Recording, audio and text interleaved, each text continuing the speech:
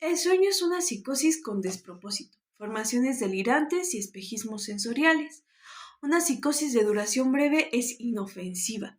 Encargada de funciones útiles, es introducida con la conducta de la persona y su voluntad le pone el término. El yo tiene la tarea de obedecer la realidad objetiva del ello y del superyo y afirmar su autonomía. La condición de la psicosis solo debilita relativa o absolutamente el ello e imposibilita cumplir su tarea. El más duro reclamo para el yo es reprimir las exigencias y pulsiones del ello. La exigencia del superyo puede volverse tan intensa que el yo se quede paralizado frente a sus otras tareas. En los conflictos económicos de que de ahí resultan, observamos que a menudo el ello y superyo hacen causa común contra el oprimido yo, quien para conservar su norma quiere aferrarse a la objetividad. Es como una guerra civil destinada a ser resuelta mediante un aliado externo. El médico analista y el yo del enfermo se encuentran apuntalados en el mundo exterior objetivo, debiendo hacer una alianza contra sus enemigos, las exigencias de pulsiones del ello y las exigencias de conciencia moral del superior. El yo enfermo da sinceridad y disposición sobre el material de su percepción, el que le es brindado, y el psicólogo le asegura la discreción y la servicialidad. Nuestro saber como psicólogos debe remediar su no saber. Debe devolver al yo del paciente el imperio sobre las jurisdicciones anímicas de su vida anímica. En este pacto consiste la situación analítica. Pero existen, sin embargo, otras clases de enfermos psíquicos, los neuróticos de padecimiento grave. Las condiciones y mecanismos patógenos serán en ellos los mismos o muy parecidos, pero su yo ha demostrado ser capaz de tener mayor resistencia. Se ha desorganizado menos. Con los neuróticos, entonces, concentramos sinceridad a cambio de estricta discreción. Esto impresiona como si buscáramos la posición de un confesor, pero la diferencia es grande, ya que no solo buscamos oír lo que ya sabe y oculta a los demás, sino también indagar en lo que no sabe. Con este propósito le damos una definición más precisa de lo que entendemos por sinceridad. Lo comprometemos a observar la regla fundamental del psicoanálisis, que es que en el futuro debe gobernar su conducta hacia nosotros. Si tras estas consignas consigue desarraigar su autocrítica, nos ofrecerá multitud de material, pensamientos, ocurrencias, recuerdos, que ya están bajo el influjo del inconsciente. A menudo son sus directos retoños, y así nos permite colegir lo inconsciente reprimido en él. Y por medio de nuestra comunicación, ensanchar la noticia que su yo tiene sobre su inconsciente. Lo más asombroso es que el paciente no se reduce a considerar la realidad objetiva, como el auxiliador y el consejero, sino que ve en él el retorno de una persona importante de su infancia, de su pasado, y por eso transfiere sus sentimientos y reacciones.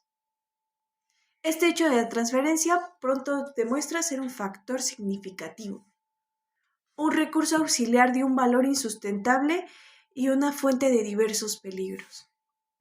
Esta transferencia es ambivalente. Incluye actitudes positivas como negativas. Mientras es positiva, nos presenta los mejores servicios.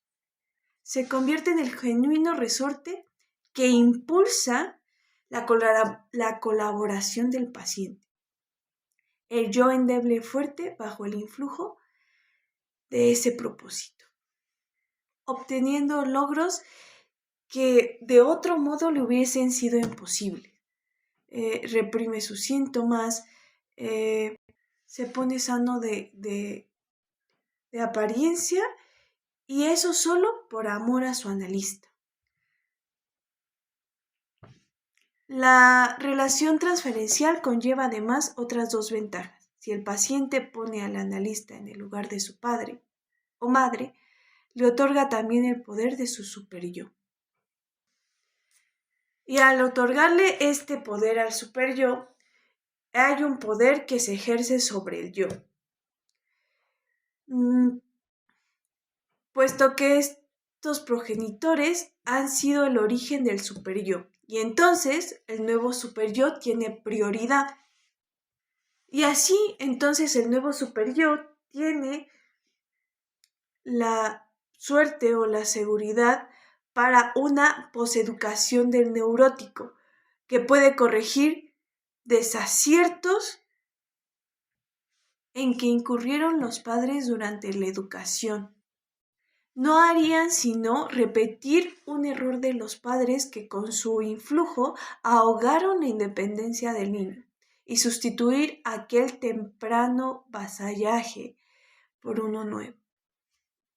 Y es que el analista debe, no obstante, por sus empeños por mejorar y educar, respetar la peculiaridad del paciente, la medida de la influencia que haya considerar legítima está determinada por el grado de la inhibición del desarrollo que haya el paciente.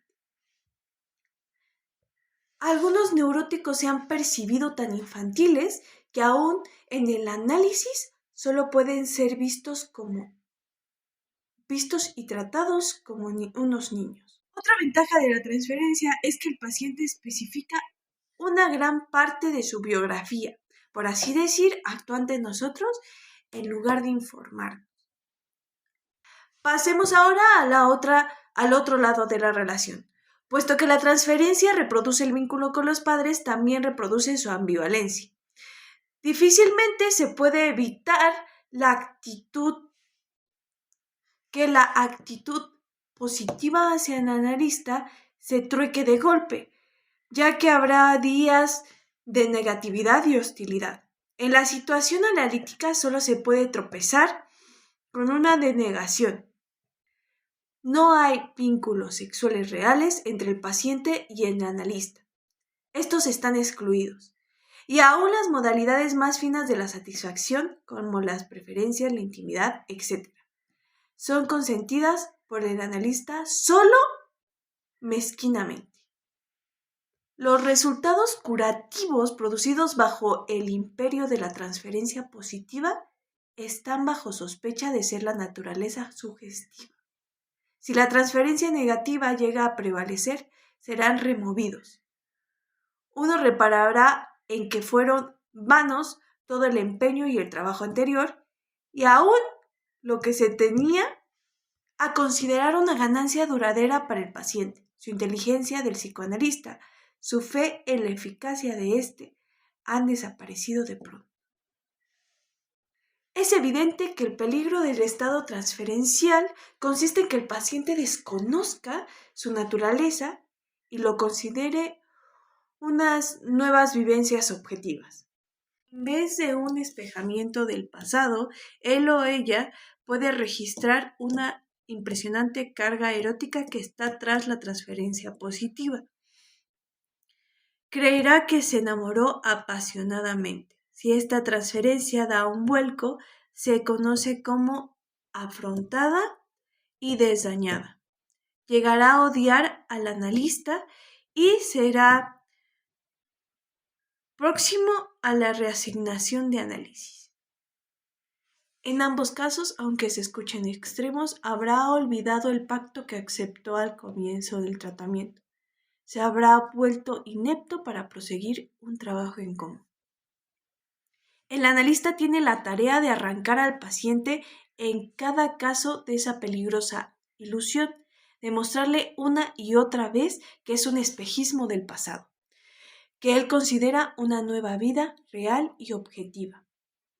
Este cuidado en el manejo de la transferencia suele ser ricamente recompensado. Y si se logra, como las más de las veces ocurre, adoctrinará al paciente sobre lo real, efectiva naturaleza sobre los fenómenos transferenciales. Se habrá despojado de su resistencia de una arma poderosa y menudo peligro en ganancias, pues el paciente no olvida más lo que ha vivenciado en el proceso de las transferencias y tiene para él una fuerza de conocimiento mayor que todo lo que ha adquirido de cualquier otra manera. La primera pieza de nuestro auxilio terapéutico es en su trabajo intelectual y una exhortación al paciente para que colabore con él. Evitamos comunicarle enseguida lo que hemos obtenido a menudo desde muy temprano o comunicarle todo como creemos, como comenzamos a obtenerlo. Aguardamos hasta que nos sea oportuno hacerlo, lo cual no siempre es fácil decidirlo. Como regla, o posponemos el comunicar una construcción, dar el esclarecimiento hasta que él mismo se haya aproximado tanto a este que solo le reste un paso, aunque este paso es en verdad la síntesis decisiva. Con la mención de la resistencia hemos llegado a la segunda parte, lo más importante de esta labor. Hemos ya sabido que el yo se protege mediante la intrusión de nuevos elementos, que son indeseados del ello en el inconsciente y están reprimidos. Que éstas permanezcan intactas es una condición para la función normal del yo. Ahora bien, mientras más mal se siente el yo, más compulsivamente se aferra a estas contravestiduras a fin de proteger lo que le resta con las ulteriores asaltos, a estas resistencias que persisten durante todo el tratamiento y se renuevan a cada nuevo tramo del trabajo. La llamamos, no del todo correctamente, resistencia de represión. Como luego lo averiguaremos, no es la única que nos aguarda. Su desenlace es diferente, ya sea que el yo acepte tras nuevo examen una exigencia pulsional, hasta entonces rechazada o que vuelva a desestimarla, esta vez de manera indefinida. En cualquiera de ambos casos queda eliminado un peligro duradero. Ninguno se libera de estas represiones por estas incitadas. Estas cuestionables formas de actuar del yo quizás sean indispensables para una meta fijada en un punto específico de la vida. En el factor funcional específico descubrimos aquí una interesante disonancia entre teoría y experiencia. Los síntomas de la neurosis son una satisfacción sustitutiva de algún querer alcanzar sexual o bien unas medidas para estorbarlas, dado que las impresiones sexuales caen bajo la representación tan pronto quieren retornar como un recuerdo. Establecen una condición para la compulsión neurótica que más tarde imposibilita al yo para gobernar su funcional sexual y probablemente la nueva lo logre mover a extrañarse de ella de manera permanente. Esta última reacción tendrá como consecuencia una neurosis. Si falta, se desarrollarán múltiples prevenciones o una rebeldía total de esta función, cuya importancia es inconmensurable, no solo para la reproducción, sino para la configuración de la vida en su totalidad. Llamamos masculino a todo lo que es fuerte y activo, y femenino a lo débil y pasivo. Este hecho es de la bisexualidad, también psicológica, entorpece todas nuestras averiguaciones y dificulta la descripción. En las relaciones madre-hijo se arraiga la significatividad única de la madre, que es incomparable y se fija inmutablemente para toda la vida. Como el primero y más intenso objeto de amor, como arquetipo de todos los vínculos posteriores de amor en ambos sexos. Ahora sabemos que podemos adquirir una falla funcional o un neuroticismo debido a una fijación que nos lleva a solo una meta de nuestras vidas y es esa parte en la que estamos viviendo y en la que estamos actuando. Esto puede hacer que se retrase nuestro desarrollo óptimo personal, viéndolo desde nuestra vida sexual o de nuestro desarrollo sexual biológicamente correcto. Pero debido a los vínculos maternos y paternos, se desarrollan dos complejos que en este caso sería complejo de Edipo. El complejo de Edipo es una atracción romántica por la madre, en donde el niño empieza a ver a su madre como objeto de deseo, así lo describe Freud, y este objeto de deseo es, desde lo que observa y ve, cela el vínculo del padre con la madre, no permite que papá se acerque, no permite que le dé besos, es suya, es su mamá, intenta hacer acercamientos como darle besos en la boca, decirle que se va a casar con ella y tiene un amor totalmente platónico y entregado a su madre. Si llega a pasarlo con éxito o si no lo pasa, suelen ser personas que son muy apegadas a sus madres y pues se utiliza coloquialmente el término tiene mamitis porque quiere todo el tiempo estar con su madre. A veces suelen optar por elegir parejas que son similares en características a su madre.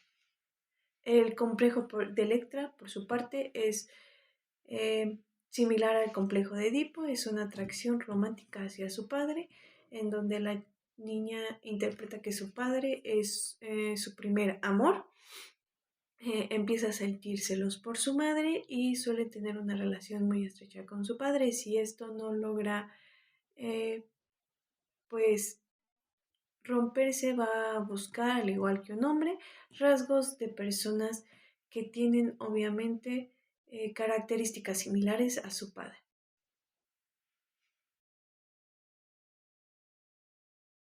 La neurosis no tiene causas patológicas. Los neuróticos conllevan más o menos las mismas disposiciones que los otros seres humanos.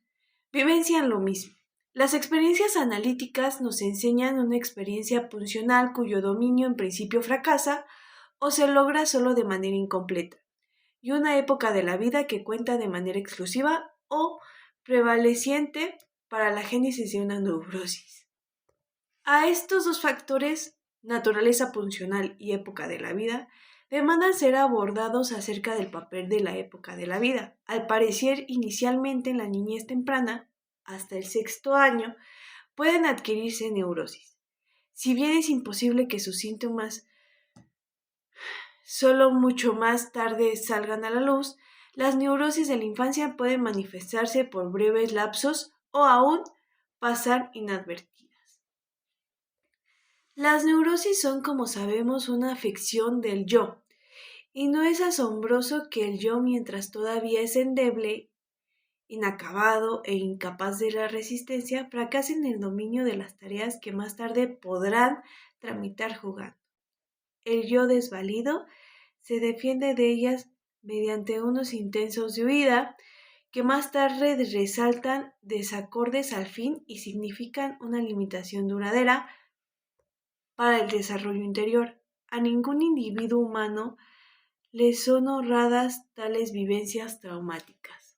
Que vuelva a desestimarla de manera definitiva en cualquiera de ambos casos, queda eliminado un peligro duradero y amplía la extensión del yo.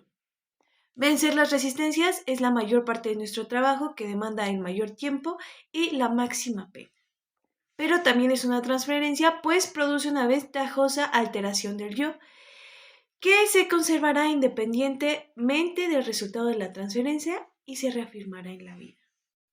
Mientras más progreso nuestro trabajo y mayor profundidad se plasme en nuestro entendimiento de la vida anímica del neurótico, se impondrán otros dos factores que reclamarán la máxima atención como fuente de resistencia. La necesidad de estar enfermo o de padecer. El primero de estos dos factores es el sentimiento de culpa o la conciencia de culpa. El individuo no debe sanar, sino permanecer enfermo, pues no merece nada mejor. En diversas funciones, servimos al paciente como autoridad y sustituto de los progenitores, como maestros y educador. Y habremos hecho lo mejor para él si como analista elevamos los procesos psíquicos dentro de su yo al nivel normal. Mudamos en preconsciente lo devenido en inconsciente y lo reprimido. Y de ese modo reintegramos al yo lo que le es propio. Por el lado del paciente actúa con eficacia como la necesidad de curarse motivada de su padecer. Y el interés intelectual que hemos podido despertar hacia las doctrinas e interacciones del psicoanálisis, pero con fuerzas mucho más potentes. La transferencia positiva con la que se nos solicita, por otra parte, pugna contra nosotros la transferencia negativa, la resistencia de represión del yo, el sentimiento de culpa de la relación con el superyo y la necesidad de estar enfermo, anclada a unas profundas alteraciones de su economía funcional. De la participación de estos últimos factores depende que diagnostiquemos de leve a moderado a nuestro caso. Independientes de esto, se pueden incluir otros factores que intervienen en favorable o desfavorable. Inercia psíquica, pesantes en el movimiento del líbido, no querer abandonar fijaciones,